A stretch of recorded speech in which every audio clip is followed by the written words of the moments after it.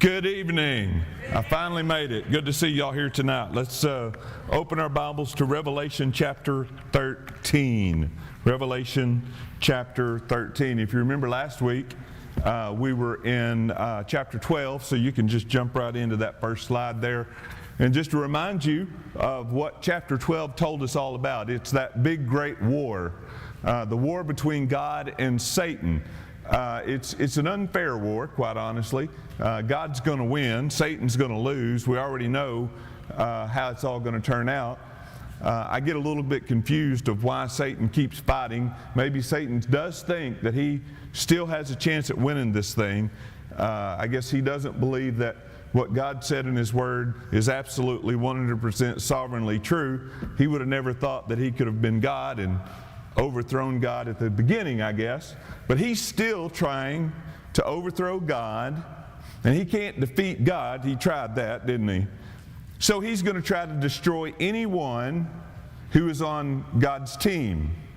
And so he first went after Israel. Israel, God's chosen people, right? And he went after Israel. This is all in chapter 12. And he waited when Israel, theoretically speaking, symbolically speaking, gave birth to the Christ. Satan was right there ready to gobble up, swallow up, devour that child. And Satan didn't win. He thought that he won at the crucifixion, but at the very crucifixion, what he thought was victory for him was victory for us. And so then there was war that will break out. I think I should say it hasn't broken out yet, but prophetically speaking, war broke out in heaven.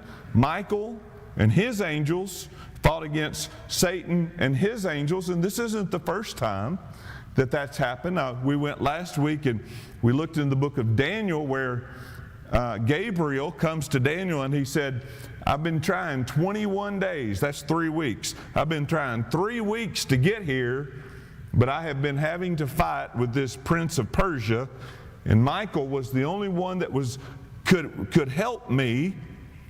And so I don't know if there is a constant battle going on in heaven, but eventually this war in heaven ends, and Michael and his angel defeat Satan and his angel demons, and Satan is cast out of heaven.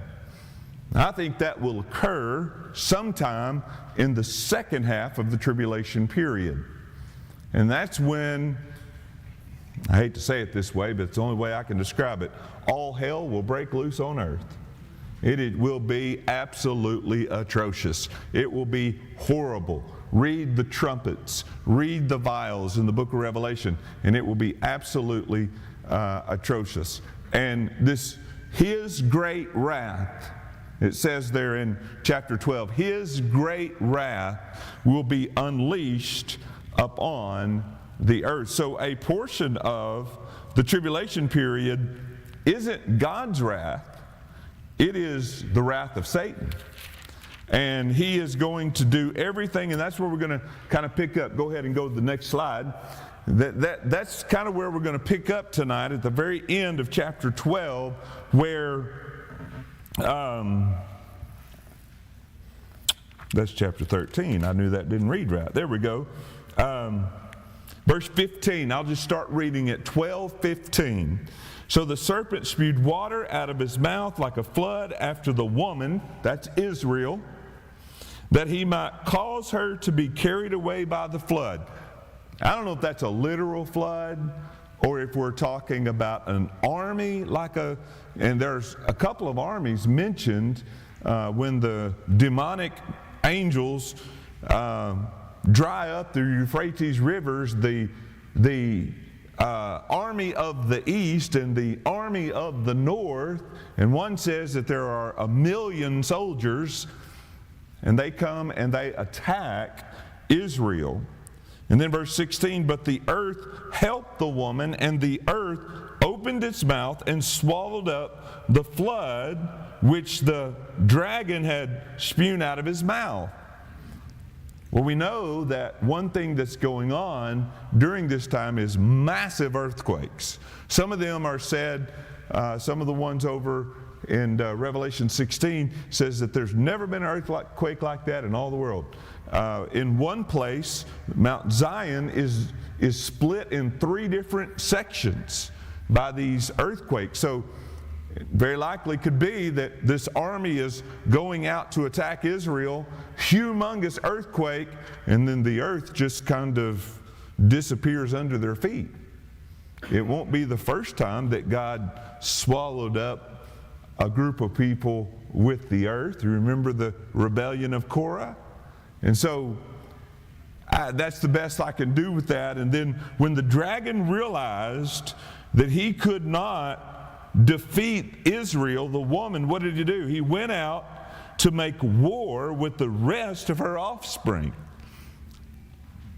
Is that more Jews or is it saints? I can just tell you what I know is that when we start in chapter 13, if you go through the book of the rest of the book of Revelation, the beast kills saints, the harlot kills saints, Babylon is full of saints' blood. There's a lot of saint killing that's going on. Is this just Jews, or is this people who have been saved during the tribulation period, all of us who believe we won't be here during that time? It's hard to say, but one thing that we can say for sure is that Satan during this time period is out to kill God's people. And furthermore, he will kill God's people. So the rest of our offspring who kept the commandments of God and have the testimony of Jesus Christ. Chapter 13, next slide. Then I stood, and maybe some of your Bibles read, he stood. I stood, he stood. Which one is it? It's hard to say. It seems to indicate that here is Satan, the dragon, and I will tell you this. In the Hebrew Bible, this line, then I stood on the sands of the sea, which actually reads, he stood on the sands of the sea, goes with chapter 12 and not chapter 13. So that's the last line of chapter 12. Chapter 13 starts with, and I saw a beast. So however you work all that out. Chapter 13 is the arrival or the arising up, Satan calling his beast.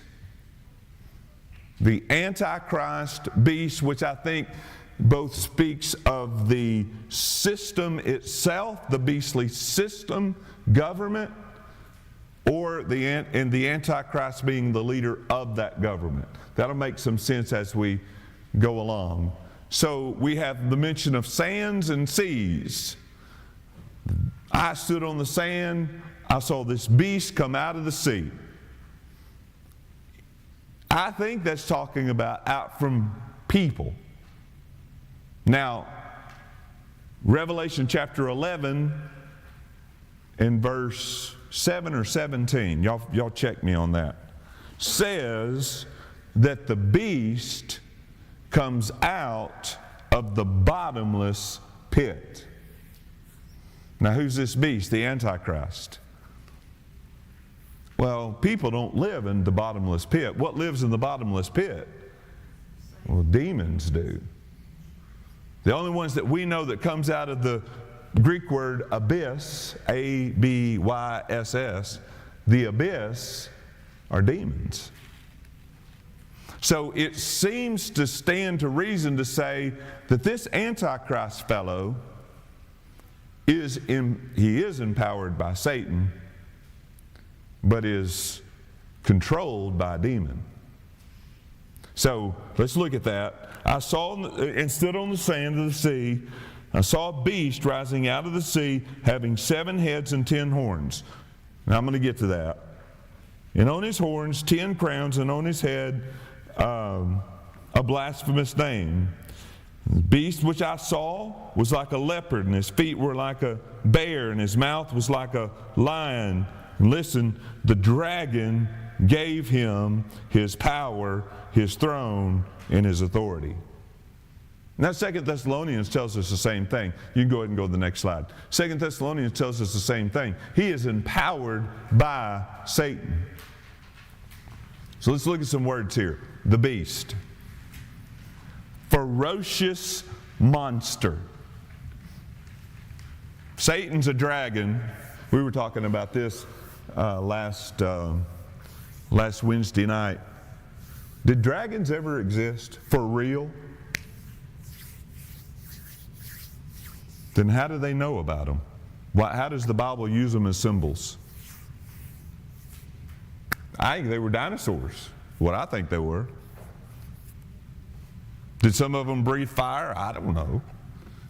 People do have a tendency to stretch the story when they tell it. You know, like, I saw a fish, and last week it was this big, but this week it's this big. So we kind of stretch the story as we go along. But yeah, dragons existed.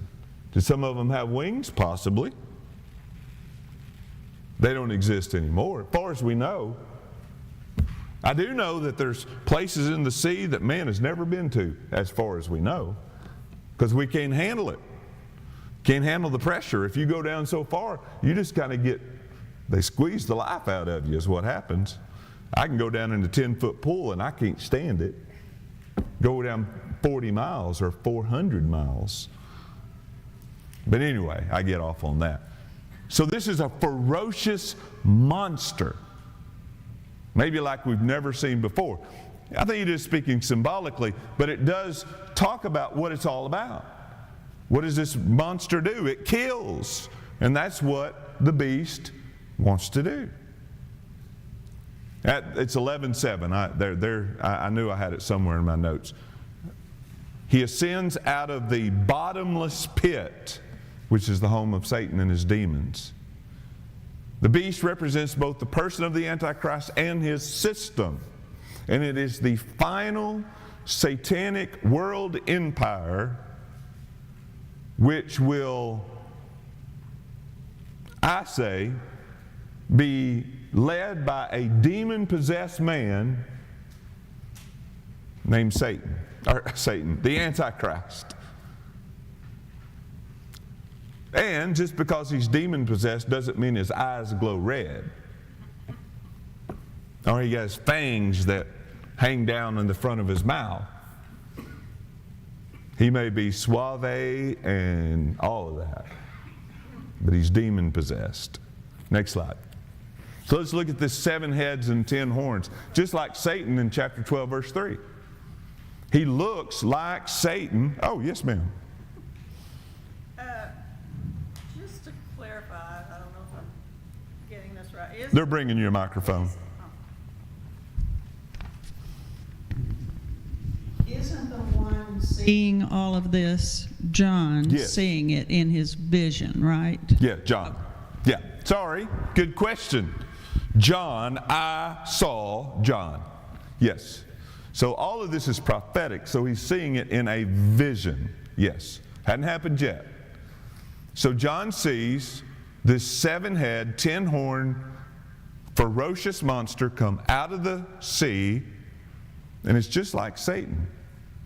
In 12 and verse 3, description of the dragon, 7 heads, and actually it has a little more horns. We'll talk about that. And I'm going to do a lot of guessing because that's about all I can do. The 7 heads may represent the successive world empires. Egypt, Assyria, Babylon, Medo-Persia, Greece, Rome, and then the 7th, and I have some reasons for this. You'll just have to let me say it, and then I'll flesh out my evidence here in a moment. The last of these, it's actually the 7th and the 8th. And we'll talk about that. Is the final kingdom of the Antichrist. Now the 10 horns, we're going to go to Revelation 17 here in just a moment, are 10 kings who are going to rule within this Antichrist beastly system, and they will have some kind of rulership. Eventually it'll be all about the Antichrist, but at least initially there will be a confederation of 10 kings. Now Daniel shows, Daniel chapter 7, I know it's hard to keep all this in your mind at the same time, but we did this. You remember the little horn? There was 10 horns, and then this little horn came up. So Daniel says there's going to be 10 kings, and Revelation is describing that as well. Now, hold your Bible ribbon at 13. Turn over a few pages to 17 with me. 17 verse 9. Now, in 17, just to give you an idea, we're talking about this harlot. She's called a harlot. And the woman was arrayed in purple and scarlet and all that kind of good stuff. But here's what we want to be interested in right here, is she's riding on a... Verse 7, I will tell you the mystery of the woman and of the beast that carries her. That's what we're interested in. Which had 7 heads and 10 horns. That's what we're interested in, right? The beast which you saw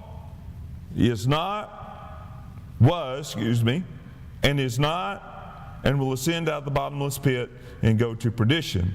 And those who dwell on the earth will marvel, whose names are not written in the book of life from the foundation of the world, when they see the beast that was and is not and yet is. I'll explain that in a minute. But here's what I want you to see. So here's wisdom, verse 9.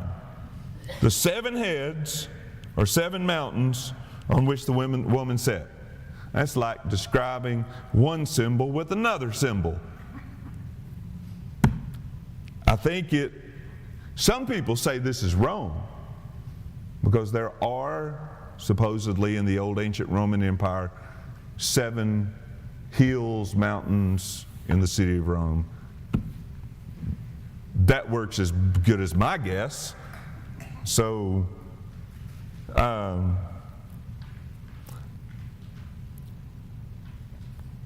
lost my thought here. The 7 heads are 7 mountains on which the woman sits. There are also 7 kings. Now that helps. 5 have fallen, 1 is, and the other has not yet come. So let's test my theory. 5 have fallen. Where is John? John is 95 AD, let's say. Egypt, Assyria, Babylon, Medo-Persia, Greece have fallen. 1 is Rome, who was in charge when John was writing Revelation. Rome. And 1 shall be the Antichrist. That's my theory. The 10 horns, verse 12, let's see if I missed anything. 5 have fallen, 1 is, the other's not yet come. And when he comes, he must continue a short time. 7 years is a short time. 3.5 years is shorter. The beast that was and is not is himself also the 8th. He's the 7th and the 8th. That's going to take some explanation. And is of the 7th and is going to perdition. The 10 horns which you saw are 10 kings, who have received no kingdom as yet, but they receive authority for 1 hour. Now I know this is symbolic time, but when we're talking about 42 months, which is going to be mentioned, we talk about times and a half time, and we talk about 1 hour. We know that 1 hour is shorter than 42 months. We know that times and a half time is longer than 1 hour, a very short amount of time. What seems to me is the Antichrist uses this league of nations, that's not the right terminology, a federation of nations to amass his power, and then in a very short amount of time, he controls them. In some fashion, he will control them. Because later it does say that these kings give their authority to the beast. So at this point, 1 hour as kings with the beast. Now, that's it. Verse 13. These are of one mind, and they will give their power and authority to the beast. So these kings, I'm just going to use modern nations, okay? So the king of Russia, the king of the United States, Great Britain, Spain, Israel, probably not Israel, and all these kings come together, they form this federation, and then eventually they all just, for some reason, give all their power and authority to the beast. And guess what? He's the ruler of the world. That's how he becomes the ruler of the world. All right, back to 13. Y'all noticed, didn't you? It's back. It's back. So the dragon gave him power and his throne and great authority. Verse 3. Next slide. Yes. He has a wounded head. A mortally wounded head that was healed. And I'm just going to say it's a big deal. Why do you know? How do you know it's a big deal? Because it's mentioned 3 more times, or actually 2 more times in this chapter, and it's all about the reason that people worship this beast. They mention the fact that he had been wounded in his head. Thank you. He had been wounded in his head, and it was healed. So we talked about the beast that is not, did he die? And will be again. Did he go through a death, burial, and resurrection? Or a fake one?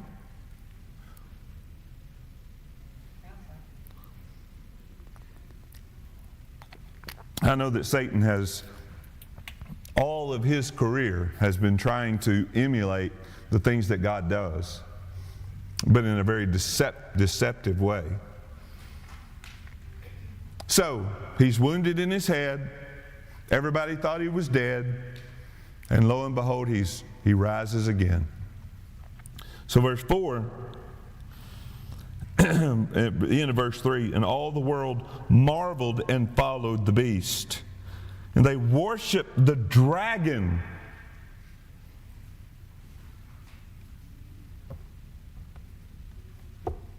Who's that? Satan. Look, if you're going to get a tattoo, don't put a dragon on yourself. Because that is always a sign of Satan. Come on. So, leave that alone. So they worship the dragon who gave authority to the beast, and they worship the beast, saying, so what has Satan been wanting from day one? Worship. So what does he do? He puts the beast up there, and he says, worship this. Worship him. And in essence, when you worship the Antichrist, you're worshiping Satan. Verses 5 and 6. Blasphemy. I read verse 4. So they worshiped the dragon who gave authority to the beast, and they worshiped the beast, saying, who is like the beast, who is able to make war with him? You remember what we said about the Antichrist? What is his God? He didn't have the God of his fathers. He didn't worship anything called God. His God was fortification. His God was strength, power. And I think this is the kind of guy he's going to be. I think he's going to be the guy that's going to say, look, I am militaristically stronger than anybody else. And you know, this is the way our world works, if you hadn't figured this out yet. I'm just going to tell you, you don't get peace by protest. You get peace by killing people. You say, wow. It's called war. Why is it the United States has peace? Why aren't we speaking German? Why aren't we speaking Chinese yet? It's called, we got a military. This is what I think that the Antichrist is going to do. He's going to say, I have got the baddest army on the block. And that's how he's going to bring peace to the world. Now here's the danger of that. If you got the baddest army on the block, what else can you do? Not only bring peace, you can conquer the world. This is a lot of Philip Miller theology, by the way, so y'all just take it for what it's worth. So, blasphemous words. We saw this in Daniel. He spoke pompous words. He spoke against the Most High. He was given a mouth to speak great things and blasphemy. He was given authority to continue for 42 months. Now, I'm going to give you something right here, and I'm going to pick that up before we finish tonight. I want you to notice in verse 5, was given, verse 7, was granted. We can skip down, I think, to about verse 15. I think it's verse 15. Was granted. You know what those are? I'm a grammar teacher. They're passive voice verbs. You know what that means? He didn't do it. Something was done to him. He didn't have the authority to do this. It was granted to him. Now, I think you can make the case it's Satan, but I'm going to make a different case a little bit later. But I think God is controlling all of this. This is not out of God's control. You remember in Thessalonians when he said, the restraining forces, he who restrains that which restrains, that's God at work. God is keeping this under lock and key right now. But one of these days he's going to open the gates and he's going to let it flood. And Satan's going to do what Satan does, and that's evil. But it's all working for God's purpose and plan. Okay, so verses 7 and 8, war with the saints. It was granted to him to make war with the saints and to overcome them. Daniel said something really similar. He said that the saints will be given into his hands for a time, times, and a half time. That don't seem right. No, well, wait a minute, God. You're going to give us into his hands? You know, the souls over in Revelation chapter 6, and they're saying, God, why don't you go down there and thump that Antichrist in the nose and stop him from killing your people? And you know what God says? Gives them a robe. He says, y'all rest a while until your brothers are killed as well. What? God's plan. God has a purpose for all of this. So, war with the saints, Antichrist, it's all about world domination. Now, he who has an ear, let him hear. Verse 9. Can you take this in? Can you understand it? Verse 10, the Antichrist will be defeated. So, in the midst of this chapter, he says, now, don't forget, the one who will lead into captivity, he'll go into captivity. He kills by the sword, he'll be killed by the sword. Now here's the patience and the faith of the saints. In other words, the saints will be, there will be justice. There will be justice for the saints. Now,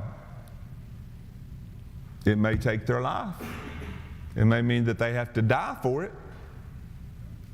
Sometimes we think, though, I'm the first to admit this, that all we have is this life. But what does the Scripture tell us? This life pales in comparison to eternity. This is just the training ground of eternity. And the sooner we graduate from here, the better we are. So if we have to go through the sufferings of the Antichrist and he cuts our heads off, okay, that's what we have to do. Now, verse 11. The second beast. So we have the first beast, the Antichrist. Now the second beast comes out of the earth. Some people make a difference between out of the sea and out of the earth. I'm not smart enough to do that. But he's the false prophet. Verse 11.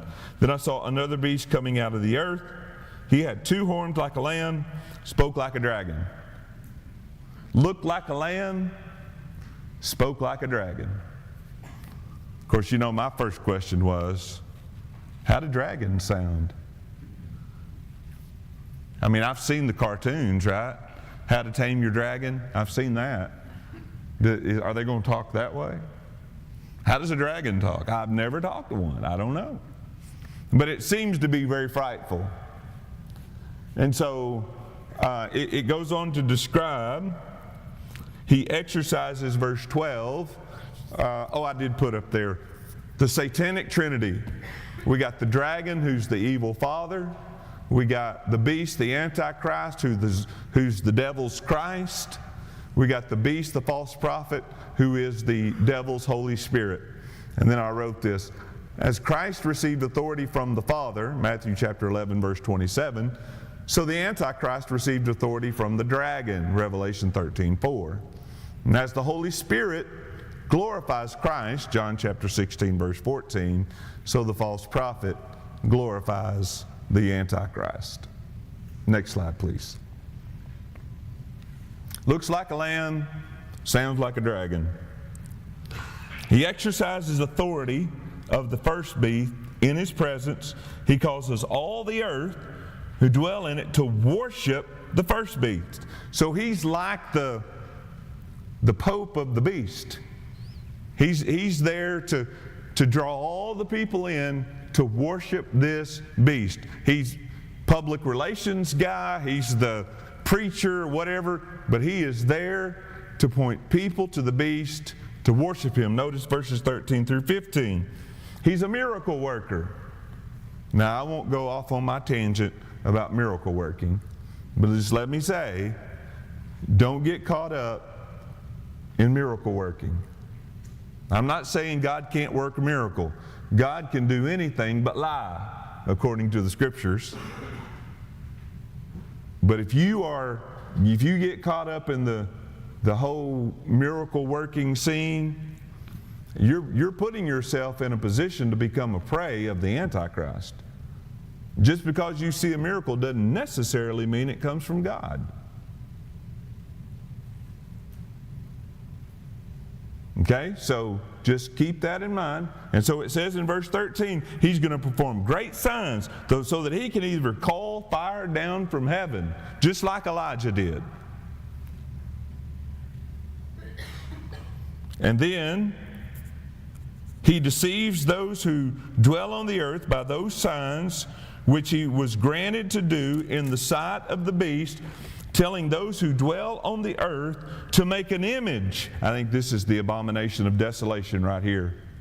To make an image of the beast. Now he was wounded by a sword and lived. See, there's the mention of that. He was granted power to give breath to the image of the beast, that the image of the beast should both speak and cause as many who would not worship the image of the beast to be killed. I don't know, have laser beams coming out of his eyes or fire coming out of his nostrils or whatever. But seemingly if they won't worship the beast, they're going to be brought to that beastly image and are going to be killed. And the world is going to be just taken in. They're just like, God has arrived, and they're going to, Now, there is going to be some forced worship, but I think the majority, I don't know majority, I'll say majority. The majority of the people are going to worship Him because they want to. That's why we have to know about this stuff. Let's look over, let's take a peek over at 2 Thessalonians chapter 2 and verse 9. I know what that says, but I can't quote it. Somebody want to read it? Give my voice a rest. Somebody read 2 Thessalonians 2 verses 9 and 10. Glenn will read that. Can you bring him a microphone?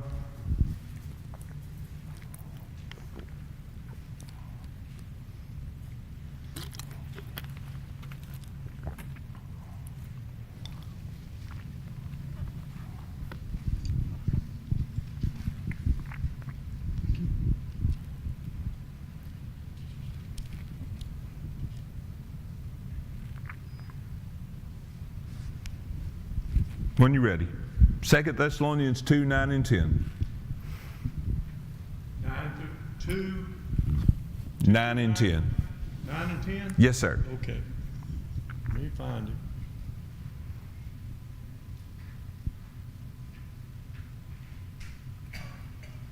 You got one of them paragraph Bibles, don't you? Yes. You messed up, buddy. I know it. I got one too, but I only use it to read in. Okay.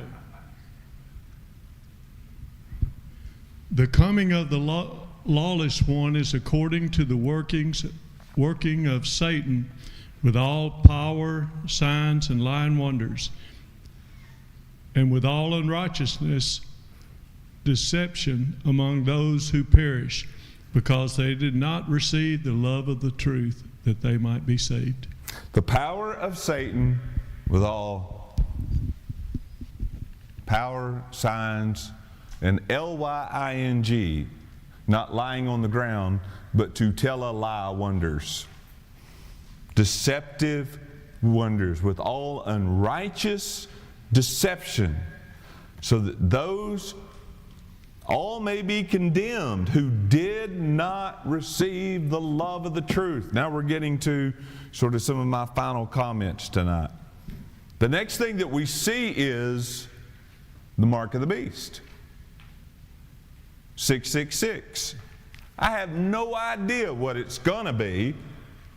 I'm just saying people are going to receive a mark. Is it going to be a literal mark? Is it going to be a symbolic mark? It is going to be something that you must have in your possession in order to, as we read,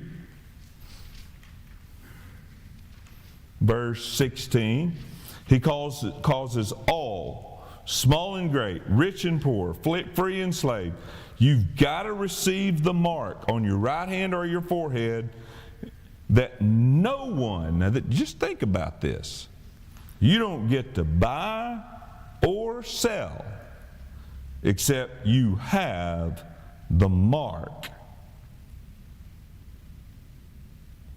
Don't get to go to Walmart. You don't have a job. It's like Social Security number. Can you get a job without a Social Security number today? That's the mark of the beast. No, I'm kidding. I'm kidding. Kidding. Don't come arrest me. Whatever it is. I mean, the technology's there. I mean, it's not like, well, that's impossible. That can't. We can see how that could happen, can't we? It's going to happen. Now, when the enforcement and the authority is put into place, and I'm just praying to God, God, I don't want to be here then. Please take us out before then. Of course, I've all told you my plan. If I'm here, I'll point my finger right in his face, and I'm going to say, you're the Antichrist, buddy. And I'm going to take my Bible with you, I'm going to show him. And I hope he cuts my head off right then. Well, you don't get to buy, you don't get to sell, you don't get to participate in the world economy. You better know how to make a garden, is all I can say, and deer hunt, and fish. You see, I told you there's a reason I do all this stuff. I'm not planning on staying.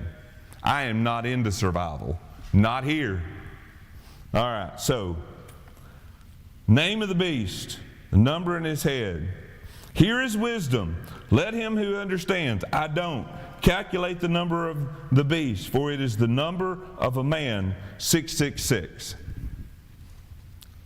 I know why 6 is the number of man, because that was the day in which he was created. 7 is the number of perfection, because that was the day God finished and he rested. So is it, and I just daydream sometimes, so we got 3 entities in this chapter. We have Satan, we have the beast, and we have the false prophet. All of those are less than perfection, obviously. None of them attain to the level of God. But what are they all trying to do? Be that. They're all trying to be God. Well, they're just one digit off, aren't they? I don't know if that makes any sense. Let me tell you another one I discovered. I don't know if this makes sense or not. What is that terminology? Greek letters and Hebrew letters, I know this, have numerical values. So don't think I've gone crazy and this is the Da Vinci Code or the Bible numeric. I hadn't done all that. But I do know that alpha is 1, beta is 2, and Greek letters have the same thing. Hebrew letters have the same thing. So I am told, I read, you can take beast and spell it, the Greek word beast, translate it to Hebrew, and the numerical value comes up to 666. So you just take that and chew on it and spit it out if you want to. I don't know. There's another one. You take the name Nero, N-E-R-O, Emperor Nero.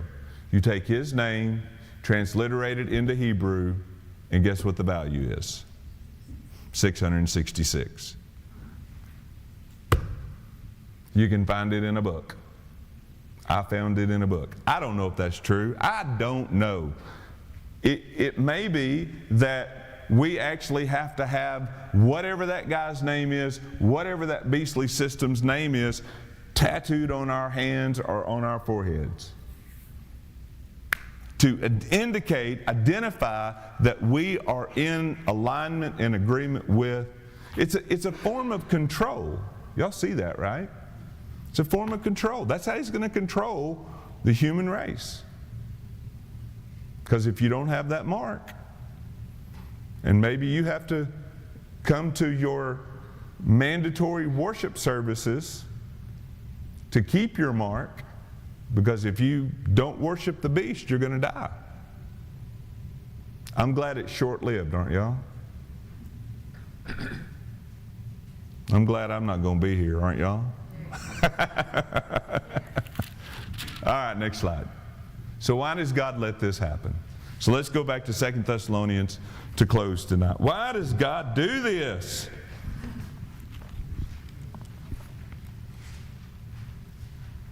We were talking the other day in class, one of my seminary classes, about the difficulties of life and pastoring. And I just happened to think about this. I said, guys, we ain't seen nothing yet. What would it be like to try to pastor a church at a time like this? It'd be awful. We ain't seen anything. There's nothing that has been difficult on us. Not even comparison. So why does God let this stuff happen? Verse 11, 2 Thessalonians chapter 2, verse 11, and for this reason God will send them strong delusions. Did I read that right? God will send them strong delusions? That they should believe the lie? What? God, you want people to believe the lie. That they may all be condemned who did not believe the truth. They didn't believe the truth. If they would have believed the truth, they would have never been led away by the delusion of the Antichrist and believed the lie. What's the lie? That he's God. That's the lie. would not believe the truth, did not believe the truth, but instead had pleasure in unrighteousness. Y'all know anybody that likes their sin more than they like God? You know anybody that likes themselves more than they like God? Maybe I should use the word love. And that's what's going to happen. They're going to be led away by the Antichrist. They're going to take his mark. They're not going to have to hold his hand down and say, now hold still. He's going to say, do it. I got my mark today. See? That's how it's going to happen. And all the rest of the people who are there, and there may be believers, there will be believers there. Maybe ones who are saved during the first half of the tribulation period. And they're going to lay down their lives willingly. They're not going to take that mark. No way are they going to take that mark. No. They're not going to take that mark. All right. Comments or questions? Yes. Years ago, I heard a expert in Greek manuscripts give a lecture about various manuscripts of the New Testament and so forth. And he talked about Revelation. He said, careful analysis, I believe that 666 had been written over. I believe underneath it was 333. Do you remember the man? I think his name was Daniel something, lived in Dallas. Oh, Daniel Wallace. Okay. Yeah, Daniel Wallace, yeah. And I can't remember. I think he said underneath it had 333. Or I believe was the number. Anyway, you can probably find his writing, his book on the internet or something. There's another one that says that in some manuscripts it shows up as 616. Maybe that was it. Some of them do show up as 616. Okay? Others? All right, well, let me do some announcements tonight.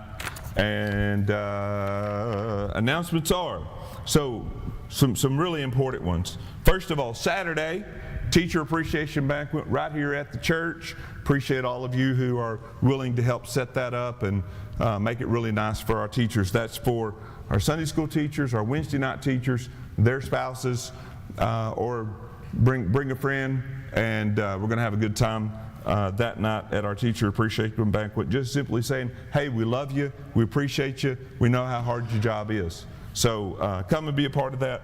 On the 15th, we have regular worship services. And then that afternoon at 4 o'clock, thanks for everybody who has signed up. We're going to go out and we're going to enjoy a worship service with Alejandro and the First Baptist Church in Spanish there. It's 4 o'clock. And then, if you will, we're going to have a fellowship afterwards. Sign up to bring a dessert, some drinks, and then he is asking for just ground taco meat. And they're going to do some other things, but just some ground taco meat. The menu is Mexican. And of course, it is Independence Day for them. And so we'll go and celebrate that with them. It'll be a great time. Good way for us to encourage that young work. So plan on that. And I think after that, that's all y'all can handle tonight. We'll get the rest of it on Sunday. Any other announcements? Ladies retreat. Friday night, if you signed up for their ladies retreat. You got the microphone. Well, they didn't turn it on for me. The ladies retreat, if you signed up for the ladies retreat, is Friday night and Saturday. This Friday and Saturday. Ladies retreat, Friday and Saturday. Is there a sign up you said? No. Oh, okay. Should have already signed up. Gotcha. Any others? Yes. There's desserts and salad on the stove in the kitchen. Desserts and salad in the kitchen. Yes. Okay. Others?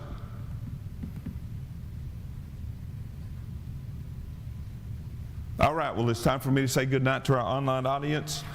Thank you all for being here. If you have a prayer concern you want us to help you pray for, send it our way and we'd be happy to do so. And with that, what prayer request?